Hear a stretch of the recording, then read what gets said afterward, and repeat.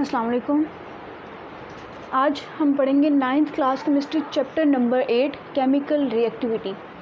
आगे जाने से पहले काइंडली चैनल को सब्सक्राइब कर लीजिएगा। आज हमने पढ़ना है केमिकल रिएक्टिविटी, उसका इंट्रोडक्शन और मेटल्स के बारे में। इस चैप्टर में बेसिकली हमने पढ़ना क्या है, वो है मेटल्स और नॉन मेटल्स। आज हम सिर्फ पढ़ेंगे मेटल्स के बारे में, इसका ज़रा इंट्रोडक्शन ले लेते हैं। फिर नेक्स्ट लेक्चर में हम उसकी फ़िज़िकल प्रॉपर्टीज़ और केमिकल प्रॉपर्टीज़ के बारे में पढ़ेंगे। सबसे पहले हम बात करते हैं मेटल्स की। हमने दो टर्म्स पढ़ी हैं केमिस्ट्री के अंदर, एक है इलेक्ट्रोनेगेटिविटी और सेकंड है इलेक्ट्रोपॉजिटिविटी। अब ये इलेक्ट्रोनेगेटिविटी किस चीज़ के लिए यूज़ होता है, कौन से एलिमेंट्स के लिए, और इलेक्ट्रोपॉजिटिविटी कौन से एलिमेंट्स के लिए। मेटल्स जो कि first second third in group के एलिमेंट्स हैं, ये क्या है, मेटल्स हैं। मेटल्स होते हैं इलेक्ट्रोपॉजिटिव एलिमेंट, ये इसकी करेक्टरिस्टिक है। मेटल की करेक्टरिस्टिक, पहली करेक्टरिस्टिक क्या है कि वो इलेक्ट्रोपॉजिटिव होता है। अब इलेक्ट्रोपॉजिटिव का मतलब क्या है कि ऐसे एलिमेंट्स जो कि अपने इलेक्ट्रॉन्स को लूज़ करते हैं, ऐसे एलिमेंट्स जिनके पास ये एबिलिटी होती है कि वो इलेक्ट्रॉन को लूज़ करें। अब इलेक्ट्रॉन को लूज़ किस लिए किया जाता है, ये मैं आप लोगों को पहले भी बता चुकी हूँ कि ऑक्टेट रूल कंप्लीट करने के लिए। ऑक्टेट रूल कंप्लीट करने के लिए कोई भी एलिमेंट, उसका एटम या तो इलेक्ट्रॉन गेन करता है या तो इलेक्ट्रॉन लूज़ करता है। अब अगर हम बात करें मेटल्स की, तो मेटल इलेक्ट्रोपॉजिटिव एलिमेंट्स होते हैं। इनके आउटर मोस्ट शेल के अंदर बहुत थोड़े इलेक्ट्रॉन मौजूद होते हैं। तो ये क्या करते हैं, अपने थोड़े से इलेक्ट्रॉन को डोनेट कर देते हैं, थोड़े से इलेक्ट्रॉन्स को लूज़ कर देते हैं और अपना ऑक्टेट रूल कंप्लीट कर लेते हैं और स्टेबल हो जाते हैं। इसीलिए हम कहते हैं कि मेटल क्या है, इलेक्ट्रोपॉजिटिव एलिमेंट्स हैं। जब भी कोई भी एलिमेंट का एटम इलेक्ट्रॉन लूज़ करता है तो उसके ऊपर पॉजिटिव चार्ज आ जाता है। सबसे पहले ये चीज़ क्लियर होगी। पहली कैरेक्टरिस्टिक मेटल की क्या है कि वो इलेक्ट्रोपॉजिटिव होते हैं। इलेक्ट्रोपॉजिटिव क्यों कहा गया है कि वो क्या करते हैं, इलेक्ट्रॉन को लूज़ करने की एबिलिटी रखते हैं। इलेक्ट्रॉन को लूज़ क्यों करते हैं, ताकि उनका ऑक्टेट रूल कंप्लीट हो जाए, और उनका ऑक्टेट रूल कंप्लीट हो जाएगा तो क्या होगा, वो क्या हो जाएंगे, स्टेबल हो जाएंगे। ये चीज़ क्लियर। सेकेंड चीज़ वही वाली बात मैंने भी बोली है, लूज़ इलेक्ट्रॉन की। मेटल्स क्या करते हैं, इलेक्ट्रॉन को लूज़ करते हैं। उनके वैलेंस शेल, उनके आउटर मोस्ट शेल के अंदर जो इलेक्ट्रॉन्स मौजूद होते हैं, वो उसको क्या करते हैं, लूज़ करते हैं ताकि उनका ऑक्टेट कंप्लीट हो जाए। फॉर एग्जांपल मैं बात करती हूँ सोडियम की। सोडियम क्या है, एक मेटल है। सोडियम क्या है, एक मेटल है। ये फर्स्ट ग्रुप से बिलोंग करती है। सोडियम एलिमेंट फर्स्ट ग्रुप से बिलोंग करता है। इसके आखिरी शेल के अंदर एक इलेक्ट्रॉन मौजूद होता है। लेट्स सपोज ये आउटर मोस्ट शेल है और ये इनर शेल है। आखिरी शेल के अंदर एक इलेक्ट्रॉन मौजूद है, only one electron is available in the outer most shell of sodium atom, और इनर शेल में 8 इलेक्ट्रॉन मौजूद हैं। ऐसे ही होता है इलेक्ट्रॉनिक कॉन्फ़िगरेशन में। क्या होता है कि हम जब इनर शेल को कंप्लीट कर लेते हैं, देन उसके बाद ही आउटर मोस्ट शेल को फिल किया जाता है। अब यहाँ पर इनर शेल में कितने इलेक्ट्रॉन मौजूद हैं, 8, यानी कि वो कम्प्लीटली फिल है। आउटर मोस्ट शेल में कितने इलेक्ट्रॉन हैं, 1 इलेक्ट्रॉन मौजूद है।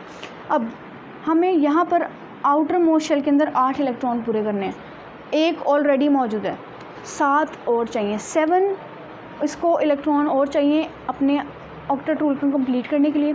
अब इसके लिए इजी ये है कि ये एक इलेक्ट्रॉन लूज़ कर दे, बजाय इसके कि 7 इलेक्ट्रॉन किसी एटम से ले। इसके लिए आसान क्या चीज़ है कि वो ये एक इलेक्ट्रॉन जो उसके आखिरी शेल में मौजूद है, वो उसको क्या कर दे, डोनेट कर दे।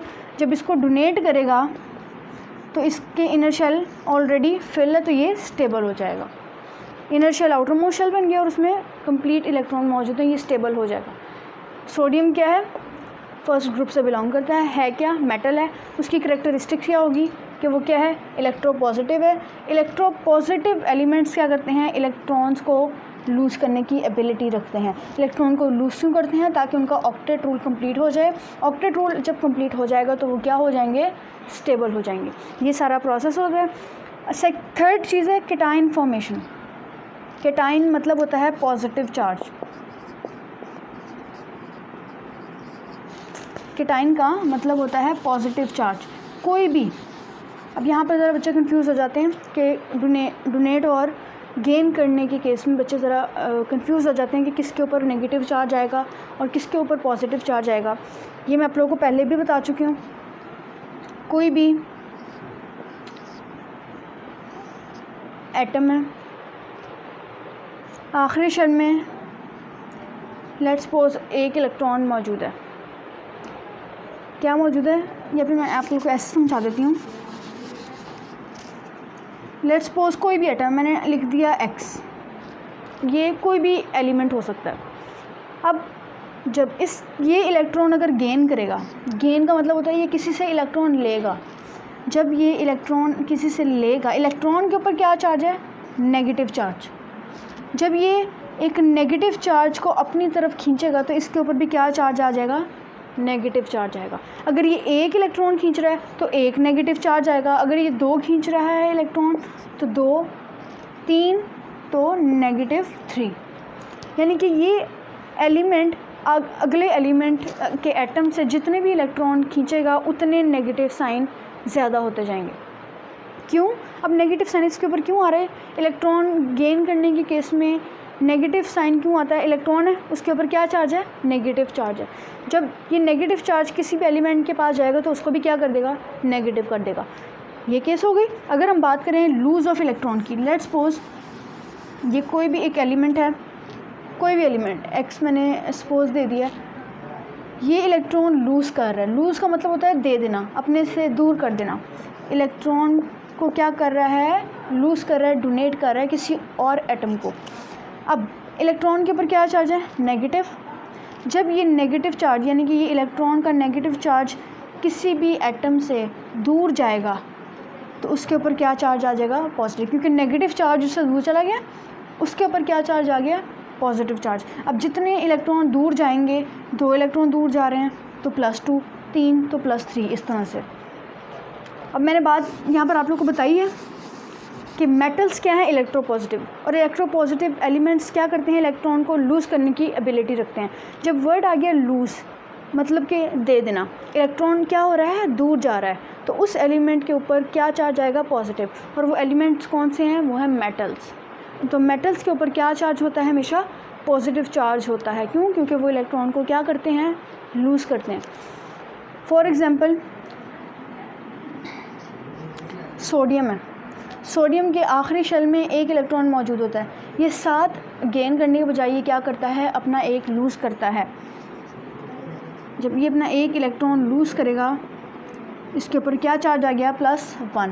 और कितने इलेक्ट्रॉन इसने लूज़ किए, 1 इलेक्ट्रॉन।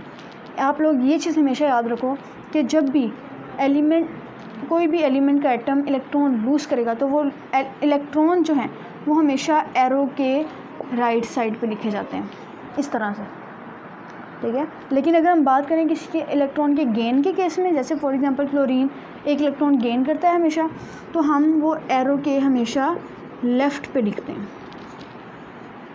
गेन जब इलेक्ट्रॉन की बात करेंगे तो वो हम हमेशा एरो के लेफ़्ट पे लिखेंगे, और अगर हम लूज़ की बात करेंगे, इलेक्ट्रॉन के लूज़ की बात, तो वो एरो के हमेशा राइट साइड पे आएगा कि इलेक्ट्रॉन निकल रहा है और यहाँ पर इलेक्ट्रॉन ऐड हो रहा है। अब सोडियम ने कितने इलेक्ट्रॉन लूज़ किए, एक इलेक्ट्रॉन, तो सबसे पहले लूज़ के लिए क्या चार्ज आ गया, पॉजिटिव। और कितने इलेक्ट्रॉन लूज़ किए, 1, तो साथ क्या आ गया, 1 आ गया। और अब ये पॉजिटिव को हम क्या कहते हैं, केटाइन। ये पॉजिटिव वर्ड के लिए क्या यूज़ होता है, पॉजिटिव चार्ज के लिए, वो है केटाइन। तो इसमें थर्ड कैरेक्टरिस्टिक मेटल की क्या है, वो है केटाइन फॉर्मेशन। यहाँ तक ये चीज़ क्लियर हो गई, मेटल्स की कैरेक्टरिस्टिक्स कि मेटल्स होते क्या क्या हैं। सबसे पहले है इलेक्ट्रोपॉजिटिव, सेकेंड वन है लूज़ ऑफ इलेक्ट्रॉन, और थर्ड है हमारे पास केटाइन फॉर्मेशन। ये मैंने आप लोगों को काफ़ी डिटेल में बता दिया। अब आगे हम बात करते हैं types on the basis of reactivity. अब कुछ एलिमेंट्स होते हैं जो कि बहुत ज़्यादा रिएक्टिव होते हैं, बहुत ज़्यादा रिएक्शन में टेक पार्ट करते हैं। कुछ होते हैं लेस रिएक्टिव होते हैं, और कुछ होते हैं बहुत ही ज़्यादा लीस्ट रिएक्टिव होते हैं। कुछ मॉडरेट और कुछ बहुत ज़्यादा लीस्ट रिएक्टिव होते हैं। अब कौन से एलिमेंट्स वेरी रिएक्टिव हैं, कौन से मेटल्स, यहाँ पर मेटल्स की बात हो रही है। कौन से मेटल्स वेरी रिएक्टिव हैं, कौन से मेटल्स मॉडरेट रिएक्टिव हैं और कौन से मेटल्स लीस्ट रिएक्टिव हैं। अब हम उनकी बात करेंगे। सबसे पहले हम देखते हैं, आप लोग पीरियोडिक टेबल देखो, उसमें एक कलर्स गिवन है, एक गिवन है येलो, इसी तरह से एक गिवन है ग्रीन और पिंक। पीरियोडिक टेबल के अंदर ये साथ है ब्लू भी है। ये कलर्स गिवन है एलिमेंट्स के ऊपर। अब ये इनका मतलब क्या है, जो येलो कलर्स के एलिमेंट्स हैं वो सारे के सारे मेटल्स हैं, ठीक है। और इसी तरह से ग्रीन वाले जो हैं वो हैं मेटलॉइड्स,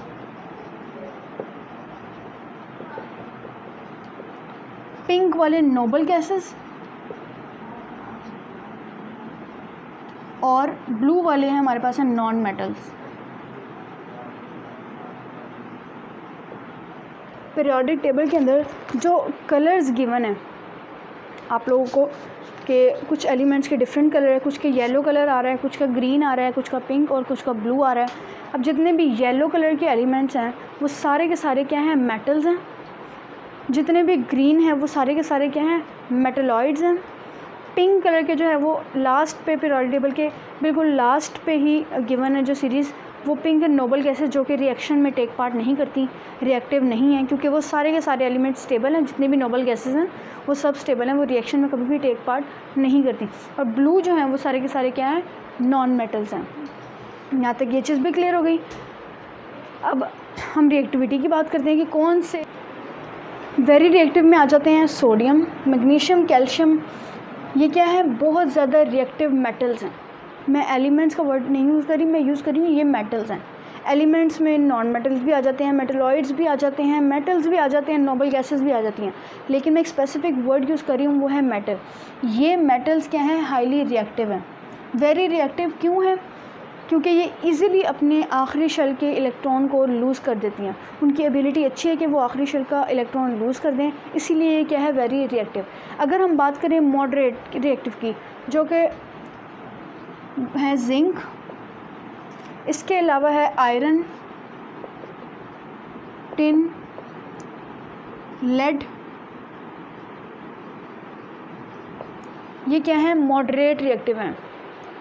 बहुत ज़्यादा रिएक्शन नहीं करते, बहुत कम रिएक्शन भी नहीं करते, सिर्फ मॉडरेट हैं ये। तो कौन कौन से एलिमेंट हैं, वो है जिंक, आयरन, टिन और लेड। ये अपने इलेक्ट्रॉन बहुत आसानी से दे भी नहीं देते, ठीक है।